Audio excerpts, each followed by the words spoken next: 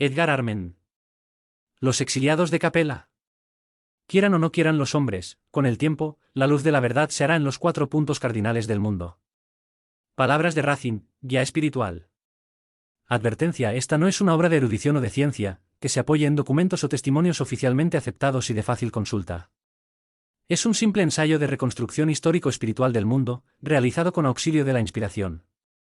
1. No es pues de extrañar que se le dé valor relativo en referencia a algunas fuentes de consulta recurridas, de entre las cuales se destacan: Génesis, de Moisés. La Génesis, de Allan Kardec. A Camino de la Luz, de Emmanuel, psicografía de Francisco Cándido Xavier. Presentación de la editora. El conocimiento de la prehistoria se resiente en documentación, no solo por su antigüedad sino también por las destrucciones hechas de lo poco que, con el transcurrir de los siglos, llegó a las generaciones posteriores. La Biblioteca de Alejandría, por ejemplo, que reunió más de 700.000 volúmenes sobre el pasado de la civilización, fue destruida, parte por los romanos de César, en el año 47 a.C., y por los musulmanes, en el siglo VII. Hubo destrucción en China en el 240 a.C., en Roma en el siglo III, en México, Perú y España en el siglo XVI, en Irlanda y en Egipto en siglo XVIII. ¿Y no fueron quemadas por el clero de Barcelona, en España, en nuestros días, en plaza pública, las obras de la codificación espírita recibida a través de Allan Kardec? Se puede decir que las hogueras y los saqueos representaron, en la larga noche de la Edad Media, puertas que se cerraron fuertemente para el conocimiento de todo cuanto ocurriera en el pasado de la humanidad, sobre todo en la prehistoria. Alguna cosa que se salvó de esas destrucciones, en parte debida a los hombres, sale ahora a la luz del sol, como pasó, en 1947, con los llamados documentos del Mar Muerto.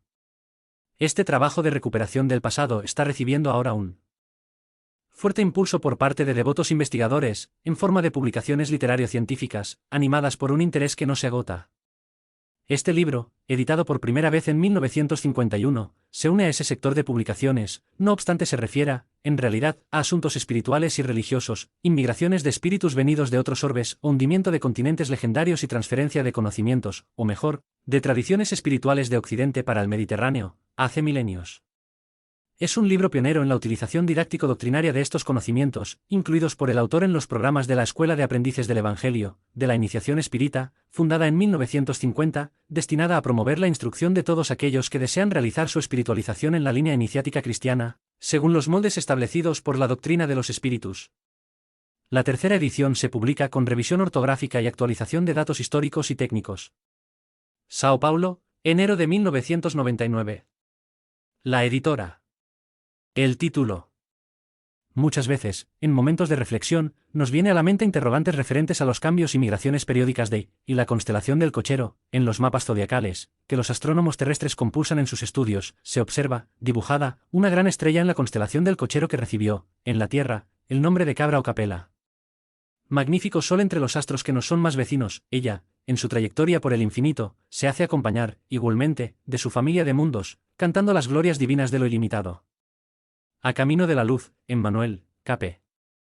3. La constelación de Cochero está formada por un grupo de estrellas de varios tamaños, entre las cuales se incluye a Capella, de primera magnitud, que, por esto mismo, es el alfa de la constelación. Fi. 1. Capella es una estrella múltiples veces mayor que nuestro Sol, si éste fuese colocado en su lugar, mal sería percibido por nosotros, a simple vista. Dista de la Tierra cerca de 45 años luz, distancia esta que, en kilómetros, es representada por el número de 4.257 seguido de 11 ceros. En la bóveda celeste Capella está situada en el hemisferio boreal, limitada por las constelaciones de la Jirafa, Perseo y el Lince, y, en cuanto al zodiaco, su posición está entre Géminis y Tauro. Conocida desde la más remota antigüedad, Capella es una estrella gaseosa, según afirma el célebre astrónomo y físico inglés Arthur Stanley Eddington en 1882 a 1944, y de materia tan fluídica que su densidad puede ser confundida con la del aire que respiramos. Su color es amarillo, lo que demuestra ser un sol en plena juventud, y, como un sol, debe ser habitada por una humanidad bastante evolucionada. 2. Las revelaciones espíritas. La doctrina espírita es, realmente, una fuente de enseñanzas, no solo en lo que respecta a la inmortalidad del alma y sus reencarnaciones periódicas, a las condiciones de vida en los planos invisibles, que presenta con detalles jamás revelados, al conocimiento del ego y de las jerarquías espirituales, las sutilísimas interconexiones kármicas, al intercambio de los seres que habitan los diferentes mundos y los procesos mediante los cuales se opera, sino también al complejo e infinito panorama de la vida cósmica que, como una inmensa fuente, se expande y arremolina en la eterna transformación que caracteriza y obliga la evolución de los seres y las cosas. Todo esto, en verdad, puede ser también encontrado, de forma más o menos clara o revelada, en los códigos religiosos o en las filosofías que el hombre va creando o adoptando, en el transcurso del tiempo, como resultado de su ansia de saber y la necesidad imperativa de su alma, sedienta siempre de verdades.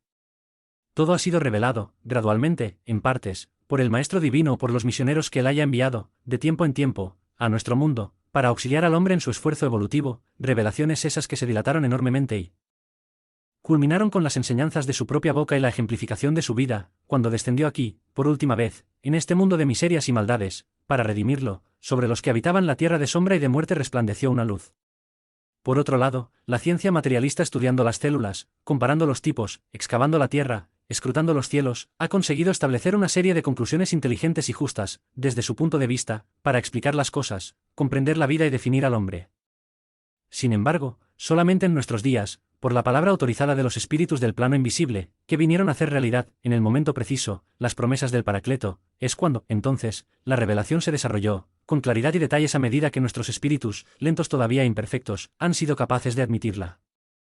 Se cumple, así, línea por línea, la misericordiosa promesa de Cristo, de orientarnos y esclarecernos, cuando dijo: «Yo rogaré al Padre y Él os dará otro Consolador, para que se quede con vosotros por siempre, el Espíritu de verdad, que el mundo no puede recibir porque no lo ve ni lo conoce, mas vosotros lo conocéis porque habita con vosotros y estará en vos». Juan 14, 16-17. Un poco más y el mundo no me verá ya, pero vosotros me veréis, porque yo vivo y vosotros viviréis. Yu 14, 19. No os dejaré huérfanos, volveré por vosotros. Aún tengo muchas cosas para deciros, mas no las podéis soportar ahora. Por tanto, cuando venga aquel Espíritu de verdad, Él os enseñará todas las cosas y os guiará en toda la verdad. Yu 2:18-16, 12-13. Sí, no nos dejaría huérfanos y, realmente, no nos ha dejado. Ya es grande y precioso el acervo de verdades de carácter general que nos ha sido traído, principalmente después del advenimiento de la tercera revelación por la mediunidad, y sobre todo, en los terrenos de la moral y de las revelaciones espirituales entre los mundos. Por lo tanto, es necesario también decir que en ese otro sector, más trascendente, de los conocimientos cósmicos, un inmenso horizonte aún está escondido por detrás de la cortina del aún es pronto y, solamente con el tiempo y con la ascensión en la escalera evolutiva, podrá el hombre desvendar los apasionantes y ocultos misterios de la creación divina. Emmanuel, uno de esos espíritus de verdad, se viene esforzando, de un tiempo a esta parte, en auxiliar a la humanidad en este sentido, levantando discretamente y con auxilio de otros benefactores autorizados, nuevos campos de penetración espiritual, para que el hombre de este fin de ciclo realice un esfuerzo mayor de ascensión y se prepare mejor para los nuevos embates del futuro en un mundo renovado del tercer milenio que tan rápidamente se aproxima. Así, sabemos ahora que esta humanidad actual fue constituida, en sus primordios, por dos categorías de hombres, a saber, una retardada, que vino evolucionando lentamente, a través de las formas rudimentarias de la vida terrena, por la selección natural de las especies, ascendiendo trabajosamente de la inconsciencia para el instinto y de este para la razón, hombres, vamos a decir autóctonos, componentes de las razas primitivas de las cuales los primates fueron el tipo anterior más bien definido, y otra categoría, compuesta de seres más evolucionados y dominantes, que constituirían las oleadas exiliadas de Capella, E3, el bello orbe de la constelación del Cochero al que ya nos referimos, además de los innumerables sistemas planetarios que forman la portentosa, inconcebible e infinita creación universal. Esos millones de advenidos hasta aquí transferidos, y en época imposible de ser ahora determinada, eran poseedores de conocimientos más amplios y de entendimiento más dilatado, en relación a los habitantes de la Tierra, y fueron el elemento nuevo que arrastró a la humanidad animalizada de aquellos tiempos para nuevos campos de actividad constructiva, para la práctica de la vida social y, sobre todo, les dio las primeras nociones de espiritualidad y del conocimiento de una divinidad creadora. Maestros, conductores, líderes, que entonces se volvieron de las tribus humanas primitivas, fueron ellos, los exiliados, que definieron los nuevos rumbos que la civilización tomó, si bien sin completo éxito. Poblaciones entre los mundos y, en lo que dice respecto a la Tierra, la relación que habría tenido una de esas inmigraciones, la de los habitantes de Capella con la creencia universal planetaria del Mesías, así como con su advenimiento, ocurrido en Palestina. La respuesta a estas íntimas preguntas está aquí, contenida, en parte, según determinado punto de vista. Es el argumento central de esta obra, escrita sin ninguna pretensión subalterna, sino únicamente para satisfacer el deseo, tan natural, de quien investiga la verdad, de auxiliar la tarea de aquellos que se esfuerzan en el mismo sentido. Nada hay aquí que tenga valor en sí mismo, en cuanto a la autoría del trabajo, salvo el esfuerzo de deducir y comentar, de forma, dicho sea de paso, muy poco ortodoxa, datos dispersos y complementarios, existentes aquí y allá, para con ellos erigir esta síntesis espiritual de la evolución del hombre planetario. El autor. Y la constelación del Cochero, en los mapas zodiacales, que los astrónomos terrestres compulsan en sus estudios, se observa, dibujada, una gran estrella en la constelación del Cochero que recibió, en la Tierra, el nombre de Cabra o Capella. Magnífico sol entre los astros que nos son más vecinos, ella, en su trayectoria por el infinito, se hace acompañar, igualmente, de su familia de mundos, cantando las glorias divinas de lo ilimitado. A camino de la luz, Emmanuel, Cap. 3. La constelación de Cochero está formada por un grupo de estrellas de varios tamaños, entre las cuales se incluye a Capella, de primera magnitud, que, por esto mismo, es el alfa de la constelación. Fig. 1. Capella es una estrella múltiples veces mayor que nuestro Sol y, si este fuese colocado en su lugar, mal sería percibido por nosotros, a simple vista. Dista de la Tierra cerca de 45 años luz, distancia esta que, en kilómetros, es representada por el número de 4257 seguido de 11 ceros. En la bóveda celeste Capella está situada en el hemisferio boreal, limitada por las constelaciones de la Jirafa, Perseo y el Lince, y, en cuanto al zodiaco, su posición está entre Géminis y Tauro. Conocida desde la más remota antigüedad, Capella es una estrella gaseosa, según afirma el célebre astrónomo y físico inglés Arthur Stanley Eddington en 1882 a 1944, y de materia tan fluídica que su densidad puede ser confundida con la del aire que respiramos. Su color es amarillo, lo que demuestra ser un sol en plena juventud, y, como un sol, debe ser habitada por una humanidad bastante evolucionada. La doctrina espírita es, realmente, una fuente de enseñanzas, no solo en lo que respecta a la inmortalidad del alma y sus reencarnaciones periódicas, a las condiciones de vida en los planos invisibles, que presenta con detalles jamás revelados, al conocimiento del ego y de las jerarquías espirituales, a las sutilísimas interconexiones kármicas, al intercambio de los seres que habitan los diferentes mundos y los procesos mediante los cuales se opera, sino también al complejo e infinito panorama de la vida cósmica que, como una inmensa fuente, se expande y arremolina en la eterna transformación que caracteriza y obliga a la evolución de los seres y las cosas. Todo esto, en verdad, puede ser también encontrado, de forma más o menos clara o revelada, en los códigos religiosos o en las filosofías que el hombre va creando o adoptando, en el transcurso del tiempo, como resultado de su ansia de saber y la necesidad imperativa de su alma, sedienta siempre de verdades. Todo ha sido revelado, gradualmente, en partes, por el Maestro Divino o por los misioneros que él haya enviado, de tiempo en tiempo, a nuestro mundo, para auxiliar al hombre en su esfuerzo evolutivo, revelaciones esas que se dilataron enormemente y culminaron con las enseñanzas de su propia boca y la ejemplificación de su vida, cuando descendió aquí, por última vez, en este mundo de miserias y maldades, para redimirlo, sobre los que habitaban la tierra de sombra y de muerte resplandeció una luz. Is. 9, 2. Por otro lado, la ciencia materialista estudiando las células, comparando los tipos, excavando la tierra, escrutando los cielos, ha conseguido establecer una serie de conclusiones inteligentes y justas, desde su punto de vista, para explicar las cosas, comprender la vida y definir al hombre. Sin embargo, solamente en nuestros días, por la palabra autorizada de los espíritus del plano invisible, que vinieron a hacer realidad, en el momento preciso, las promesas del Paracleto, es cuando, entonces, la revelación se desarrolló, con claridad y detalles a medida que nuestros espíritus, lentos todavía e imperfectos, han sido capaces de admitirla. Se cumple, así, línea por línea, la misericordiosa promesa de Cristo, de orientarnos y esclarecernos, cuando dijo: «Yo rogaré al Padre y Él os dará otro Consolador, para que se quede con vosotros por siempre, el Espíritu de verdad, que el mundo no puede recibir porque no lo ve ni lo conoce, mas vosotros lo conocéis porque habita con vosotros y estará en vos». Juan 14, 16-17. Un poco más y el mundo no me verá ya, pero vosotros me veréis, porque yo vivo y vosotros viviréis. Yu 14, 19. No os dejaré huérfanos, volveré por vosotros. Aún tengo muchas cosas para deciros, mas no las podéis soportar ahora. Por tanto, cuando venga aquel Espíritu de verdad, Él os enseñará todas las cosas y os guiará en toda la verdad. Yu 2:18-16, 12-13. Sí, no nos dejaría huérfanos y, realmente, no nos ha dejado. Ya es grande y precioso el acervo de verdades de carácter general que nos ha sido traído, principalmente después del advenimiento de la tercera revelación por la mediunidad, y sobre todo, en los terrenos de la moral y de las revelaciones espirituales entre los mundos. Por lo tanto, es necesario también decir que en ese otro sector, más trascendente, de los conocimientos cósmicos, un inmenso horizonte aún está escondido por detrás de la cortina del aún es pronto y, solamente con el tiempo y con la ascensión en la escalera evolutiva, podrá el hombre desvendar los apasionantes y ocultos misterios de la creación divina. Emmanuel, uno de esos espíritus de verdad, se viene esforzando, de un tiempo a esta parte, en auxiliar a la humanidad en este sentido, levantando discretamente y con auxilio de otros benefactores autorizados, nuevos campos de penetración espiritual, para que el hombre de este fin de ciclo realice un esfuerzo mayor de ascensión y se prepare mejor para los nuevos embates del futuro en un mundo renovado del tercer milenio que tan rápidamente se aproxima. Así, sabemos ahora que esta humanidad actual fue constituida, en sus primordios, por dos categorías de hombres, a saber, una retardada, que vino evolucionando lentamente, a través de las formas rudimentarias de la vida terrena, por la selección natural de las especies, ascendiendo trabajosamente de la inconsciencia para el instinto y de este para la razón, hombres, vamos a decir autóctonos, componentes de las razas primitivas de las cuales los primates fueron el tipo anterior más bien definido, y otra categoría, compuesta de seres más evolucionados y dominantes, que constituirían las oleadas exiliadas de Capella, E3, el bello orbe de la constelación del Cochero al que ya nos referimos, además de los innumerables sistemas planetarios que forman la portentosa, inconcebible e infinita creación universal.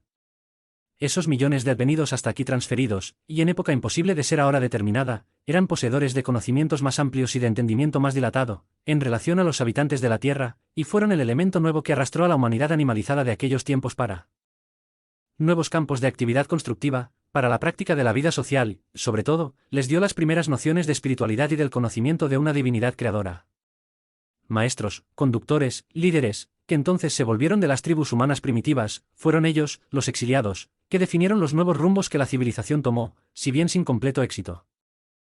Los 3 ciclos para mejor metodología del estudio que vamos a hacer, de este tan singular e interesante asunto, creemos aconsejable dividir la historia de la vida humana en la Tierra, en 3 periodos o ciclos que, aunque muy diferentes de las clasificaciones oficiales, no por eso, representa contrariedad en relación a ellas, adoptamos una división arbitraria, únicamente por conveniencia didáctica, según un punto de vista personal. Es la siguiente: primero ciclo, empieza en el punto en que los elegidos de Cristo, ya habiendo determinado los tipos de seres de los 3 reinos inferiores y terminado las experimentaciones fundamentales para la creación del hasta hoy misterioso tipo de transición entre los reinos animal y humano, presentaron, como espécimen padrón adecuado a las condiciones de vida en el planeta, esta forma corporal crucífera, símbolo de la evolución por el sufrimiento que, con ligeras modificaciones, se refleja en el sistema sideral del cual formamos parte y hasta donde se extiende la autoridad espiritual de Jesucristo, el sublime arquitecto y divino director planetario. El ciclo prosigue con las evoluciones, en el astral del planeta, de los espíritus que formaron la primera raza madre, después con la encarnación de los hombres primitivos en la segunda raza madre, sus sucesivas generaciones y selecciones periódicas para perfeccionamientos etnográficos, en la tercera y en la cuarta, con la migración de espíritus venidos de Capella, corrupción moral subsiguiente y expurgo de la tierra con los cataclismos que la tradición espiritual registra. Segundo ciclo. Se inicia con las masas supervivientes de esos cataclismos, atraviesa toda la fase consumada con la formación de nuevas y más adelantadas sociedades humanas y termina con la llegada del Mesías Redentor. Tercero ciclo, empieza en el Gólgota, con el último acto de sacrificio del Divino Maestro, y llega hasta nuestros días, debiendo encerrarse con el advenimiento del tercer milenio, en pleno Acuario, cuando la humanidad sufrirá nuevo expurgo que es la predicción hecha por Jesús en sus enseñanzas, anunciado desde antes por los profetas hebreos, simbolizado por Juan, en el Apocalipsis, y confirmado por los emisarios de la tercera revelación, época en que se iniciará, en la tierra, un periodo de vida moral más perfecto, para hacer realidad las enseñanzas contenidas en los evangelios cristianos. 4. En el tiempo de los primeros hombres.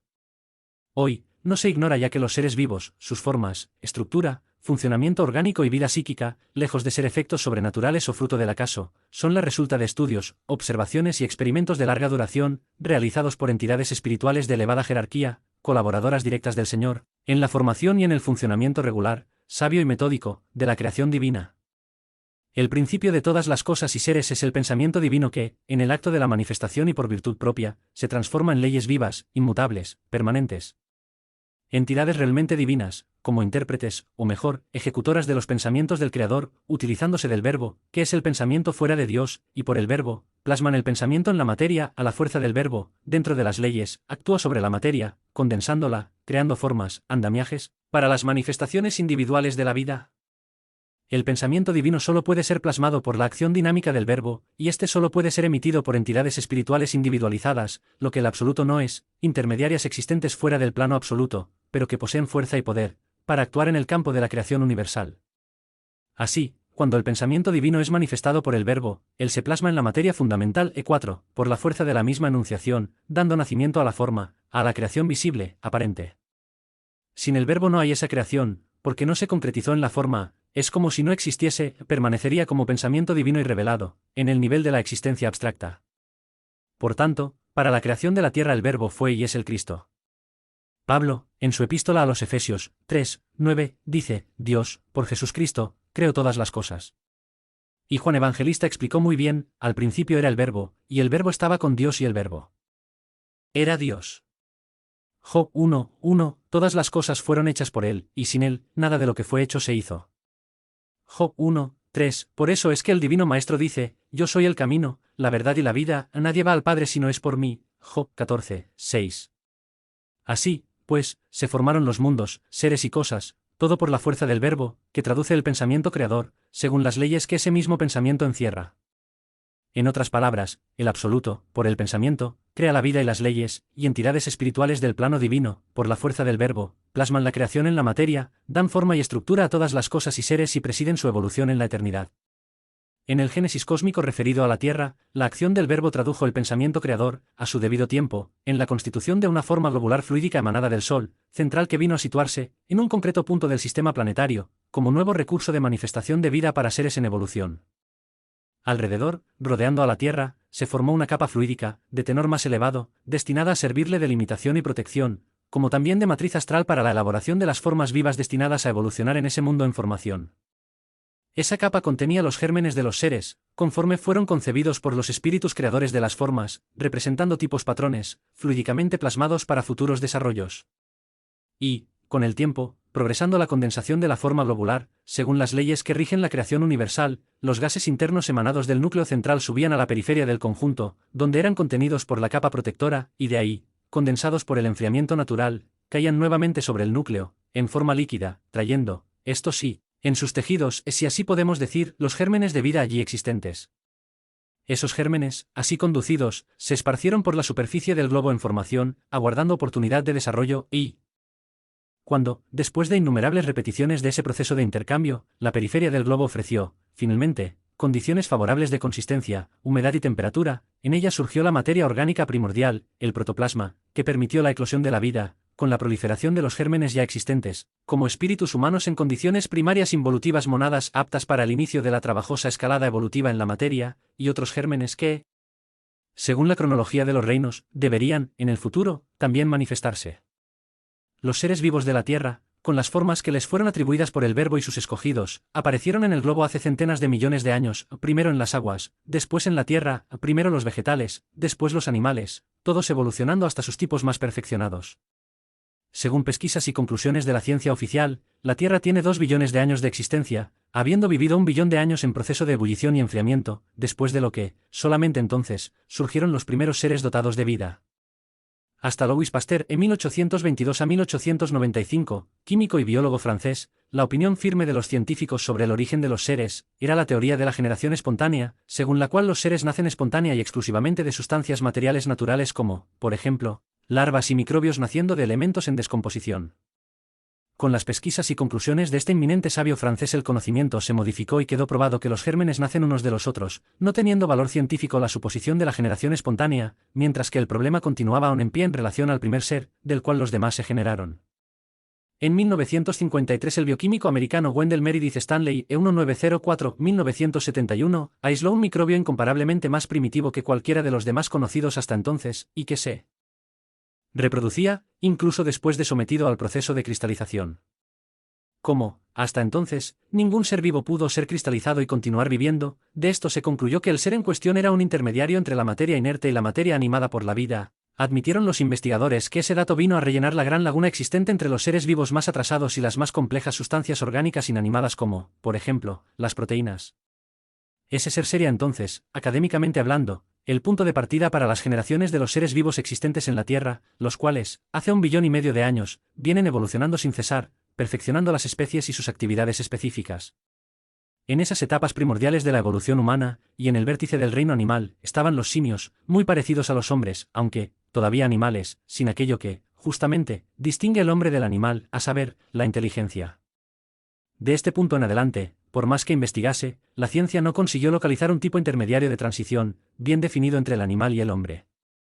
Descubrió fósiles de otros reinos y pudo clasificarlos, mas nada obtuvo sobre el tipo de transición para el hombre. Todo el esfuerzo se redujo en la exhumación de 2 o 3 cráneos encontrados en alguna parte y que fueron aceptados, a título precario, como pertenecientes a ese tipo desconocido y misterioso al que nos estamos refiriendo. Realmente, en varias partes del mundo, fueron descubiertos restos de seres que, tras cuidadosos exámenes, fueron aceptados como pertenecientes a antepasados del hombre actual. Según la ciencia oficial, cuando el clima de la Tierra se suavizó, a principios del Mioceno, E5, una de las 4 grandes divisiones de la era terciaria, esto es, el período geológico que antecedió al actual, y los antiguos bosques tropicales comenzaron a ceder lugar a los prados verdes, los antiguos seres vivos que vivían en los árboles fueron bajando para el suelo, y aquellos que aprendieron a caminar erguidos formaron la estirpe de la cual desciende el hombre actual. Entre estos últimos, que consiguieron erguirse, prevaleció un tipo, que fue llamado procónsul, aproximadamente hace unos 25 millones de años, el cual era positivamente un simio. Y los tipos fueron evolucionando hasta que, más o menos hace 1,5 millones de años, surgieron las especies más aproximadas al tipo humano. Ciertamente, en Asia, en África y en Europa fueron descubiertos esqueletos de antropoides, monos semejantes al hombre, no identificados. En las capas del Pleistoceno, E6, inferior, también llamado Paleolítico, periodo antiguo de la era de la piedra tallada, y en el Neolítico, era de piedra pulida, vinieron a la luz instrumentos, objetos y restos de dientes, huesos y cuernos, cada vez mejor trabajados. En 1807 surgió en Heidelberg, Alemania, un maxilar inferior y en Piltdown, Inglaterra, un cráneo y una mandíbula un tanto diferentes de los tipos antropoides, hasta que finalmente salieron esqueletos enteros de esos seres, permitiendo mejores exámenes y conclusiones. Primeramente surgieron criaturas del tamaño de un hombre, que andaban de pie y tenían un cerebro poco desarrollado, las cuales fueron llamadas pitecántropo, u hombre de Java, que vivieron entre 550 y 200.000 años atrás. Enseguida surgió el sinántropo, u hombre de Pekín, de cerebro también muy precario. Más tarde surgieron tipos de cerebro más desarrollados que vivieron de 150 a 35.000 años atrás y fueron llamados de hombres del río Solo, Polinesia, de Florisbad, África del Sur, de Rodesia, África, y el más conocido de todos, llamado hombre de Neanderthal, Alemania, cuyos restos, pronto, fueron también encontrados en los otros continentes. Como poseían cerebro más grandes fueron llamados Homo sapiens, no obstante aún presentaban muchas señales de deficiencias en relación al habla, la asociación de ideas y la memoria. El Neanderthal fue descubierto en capas del Pleistoceno medio, luego después, en el Pleistoceno superior surgieron esqueletos de cuerpo entero y con aptitud vertical, como, por ejemplo, el tipo negroide de Grimaldi, el tipo blanco del Cro-Magnon perteneciente a la cuarta raza, Atlante, y el tipo Chancelade. Y por fin fueron descubiertos los tipos ya bien desarrollados llamados hombres de Swanscombe, Inglaterra, el de Canjera, África, o el de Fontechevade, Francia, todos clasificados como Homo sapiens sapiens, es decir, hombres verdaderos. Aún hoy existen en Rodesia, África, tipos semejantes al Neanderthal, que llevan vida animal y poseen cráneo dolicocéfalo, S7, ovalado, con diámetro transversal menor que el diámetro longitudinal. Estos tipos, estudiados y clasificados por la ciencia, si bien hayan servido de base para sus investigaciones y conclusiones, no valen aún como prueba de la existencia del tipo de transición. En realidad, la ciencia ignora la fecha y el lugar de la aparición del verdadero tipo humano, como también ignora cuál es el primer ser que puede ser considerado como tal. El eslabón, por tanto, entre el tipo animal más evolucionado y el hombre primitivo, se pierde entre el pitecántropo, que era animal, y el Homo sapiens que vino 400.000 años más tarde. Asterisco en resumen, ver la evolución del tipo humano, simios o primates, tipo evolucionado de primate procónsul, 25 millones de años. Homo erectus, pitecántropo y sinántropo, 500.000 años. Homo sapiens, solo, Rhodesia, Florisbad, Neanderthal, E8, 150.000 años. Homo sapiens sapiens, Swanscombe, Canjera, Fontechevade, Cro-Magnon y Chancelade menos 35.000 años. Es de apreciarse que si hubiese existido ese tipo intermedio, numerosos documentos fósiles de esta especie existirían, como existen de todos los otros seres vivos, y, así, como hubo y aún hay innumerables simios, representantes del punto más alto de la evolución de esa clase de seres, también habría los tipos correspondientes, intermedio entre unos y otros. Si la ciencia, hasta hoy, no descubrió esos tipos intermedios es porque no existieron realmente en la Tierra, fueron plasmados en otros planos de vida, donde los elegidos del Señor realizaron la sublime operación de añadir al tipo animal más perfecto y evolucionado de su clase los atributos humanos que, por sí solo, aunque aparente e inicialmente invisibles, darían al animal condiciones de vida enormemente diferentes y posibilidades evolutivas imposibles de existir en el reino animal, cuyos tipos se restringen y se limitan a sí mismos.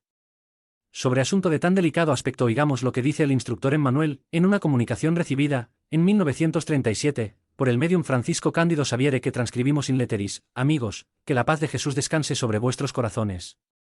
Según estudios que pude realizar en compañía de elevados mentores de la espiritualidad, puedo deciros francamente que todas las formas vivas de la naturaleza están poseídas de principios espirituales. Y principios que evolucionan del alma fragmentaria hasta la racionalidad del hombre. La razón, la conciencia, la noción de sí mismo, constituyen en la individualidad la suma de muchas luchas y de muchos dolores, en favor de la evolución anímica y psíquica de los seres. El proceso, por tanto, de la evolución anímica se verifica a través de vidas cuya multiplicidad no podemos imaginar, en nuestras condiciones de personalidades limitadas, vidas esas que no se circunscriben al reino nominal, pero que representan el paso por las más variadas actividades en todos los reinos de la naturaleza. Todos aquellos que estudiaron los principios de inteligencia de los considerados absolutamente irracionales, produjeron grandes beneficios, en el objetivo de esclarecer esos sublimes problemas, del drama infinito de nuestro progreso personal.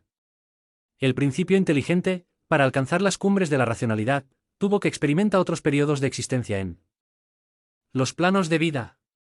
Los protozoos son embriones de hombres, como el salvaje de las regiones aún ignorantes son los embriones de los seres angélicos.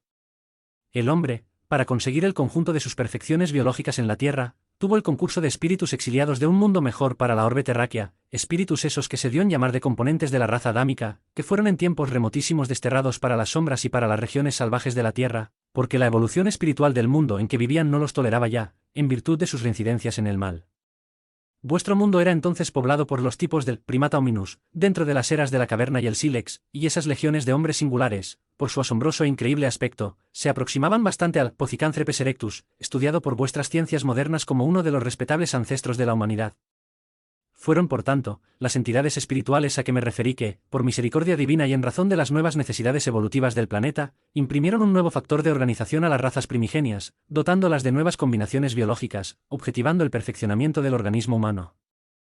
Los animales son los hermanos inferiores de los hombres. Ellos también, como nosotros, vienen de lejos, a través de luchas incesantes y redentoras y son, como nosotros, candidatos a una posición brillante en la espiritualidad. No es en vano que sufren en las tareas benditas de dedicación y de la renuncia, en favor del progreso de los hombres. Sus labores, penosamente realizadas, tendrán un premio que es el de la evolución en la espiritualidad gloriosa. Ellos, en su condición de almas fragmentarias en el terreno del conocimiento, tienen todo un ejército de protectores de los planos de lo alto, buscando su mejoría y el amplio desarrollo de su progreso, en demanda del reino nominal. Al irse desprendiendo de la envoltura material, encuentran inmediatamente entidades abnegadas que los encaminan en la senda evolutiva, de manera que en su marcha no encuentren obstáculos que les imposibiliten progresar como se hace necesario, operándose sin pérdida de tiempo su reencarnación. El mono, tan cariñosamente estudiado por Darwin en sus reflexiones filosóficas y científicas, es un pariente próximo de las criaturas humanas, físicamente hablando, con sus pronunciados rasgos de inteligencia, pero la promoción del principio espiritual del animal a la racionalidad humana se procesa fuera de la Tierra, dentro de condiciones y aspectos que no puedo describiros, dada la ausencia de elementos analógicos para mis comparaciones. Y que Jesús nos inspire, esclareciendo nuestras mentes frente a toda la grandiosidad de las leyes divinas, imperante en la creación. Asterisco así, pues, cuando esa operación transformadora se consumó fuera de la Tierra, en el astral planetario o en algún mundo vecino, estaba, ipso facto, creada la raza humana, con todas sus características y atributos iniciales, la primera raza madre, que la tradición espiritual oriental definió de la siguiente manera: espíritus aún inconscientes, habitando cuerpos fluídicos, poco consistentes. Las encarnaciones en la segunda raza. Cuando cesó el trabajo de integración de espíritus animalizados en esos cuerpos fluídicos y terminaron su evolución, muy rápido por cierto, en esa raza patrón, el planeta se encontraba en los fines de su tercer periodo geológico y ya ofrecía condiciones de vida favorables para seres humanos encarnados. Ya desde hacía mucho sus elementos materiales estaban estabilizados y el escenario fue juzgado apto para recibir al Rey de la Creación. Se inició, entonces, esa encarnación en los hombres primitivos formadores de la segunda raza madre, que la tradición esotérica también registró con las siguientes características: espíritus habitando formas más consistentes, ya poseedores de más lucidez y personalidad, aunque aún no físicamente humanos. Se inició con estos espíritus un aprendizaje de adaptación en la corteza planetaria teniendo como teatro el gran continente de Lemuria. Esta segunda raza debe ser considerada como pre-adámica. Estamos en los albores del período cuaternario. Los hombres de esa segunda raza encasinada se distinguían de sus antecesores simios, eran grotescos, animalizados, enteramente velludos, enormes cabezas salidas hacia la frente, brazos largos que casi tocaban las rodillas, feroces, de andar torpe y vacilante y en cuya mirada, inexpresiva y esquiva, predominaban la desconfianza y el miedo. Se alimentaban de frutos y raíces, vivían aislados, escondidos entre las matas y en las rocas, huyendo unos de los otros, viendo en las fieras que los rodeaban por todas partes seres semejantes a ellos mismos, y procreándose instintivamente, sin preocupación de establecer entre sí lazos de afecto o de intimidad permanente. Quien viese entonces el mundo no diría que ya era habitado por seres humanos. Esa segunda raza evolucionó por muchos milenios, dando tiempo a que se procediese a la necesaria adaptación al medio ambiente hasta que, por fin, como el desarrollar lento y costoso de la inteligencia, surgió entre sus componentes el deseo de vida en común que, en esa primera etapa evolutiva, era visceralmente brutal y violenta.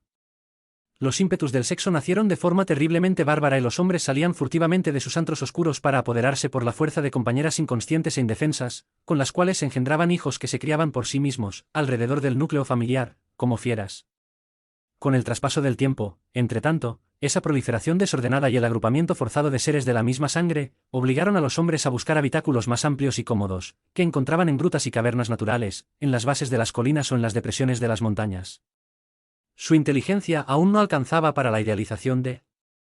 construcciones más apropiadas y así surgieron los trogloditas de la Edad de Piedra, en cuyos ojos, por tanto, ya en ese tiempo, lucían los primeros fulgores del entendimiento y cuyos corazones, de alguna manera, ya se ablandaban al calor de los primeros sentimientos humanos.